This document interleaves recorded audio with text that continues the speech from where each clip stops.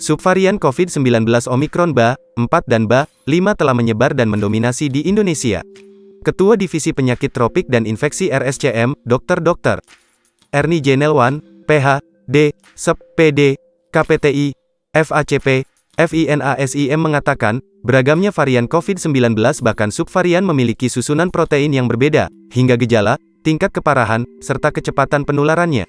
Memahami perbedaan itu penting, tapi menurut saya, jauh lebih penting menerapkan upaya pencegahan, yang sudah dipahami dan dihafal sebelumnya. Dr. Ernie menekankan, protokol kesehatan masih perlu diterapkan.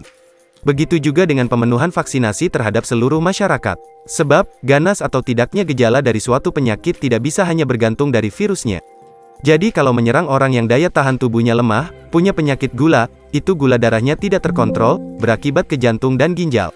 Ini lebih berat ke orang ini, bahkan kalaupun terinfeksi virus yang ringan terkait pengobatan COVID-19 subvarian Omicron BA.4 dan BA.5, telah ada pedoman yang jelas dari Organisasi Kesehatan Dunia, WHO, dan dari pemerintah Indonesia.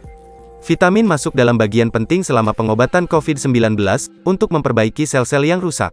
Kebutuhan vitamin bukan hanya untuk orang yang sakit, namun juga untuk anak-anak dalam masa pertumbuhan, orang lanjut usia, lansia ibu hamil, hingga orang usia produktif yang kerjanya lebih dari 6 jam. Supaya tetap memenuhi kebutuhan asupan nutrisi selain mengonsumsi vitamin, Dr. Ernie memaparkan bahwa ada sejumlah hal yang dapat dilakukan dalam mengantisipasi penyebaran COVID-19 Omicron BA.4 dan BA.5. Ia menekankan, hidup harus seimbang. Harus seimbang, kerja, istirahat yang cukup, olahraga minimal 150 menit dalam seminggu. Harus punya manajemen stres yang oke.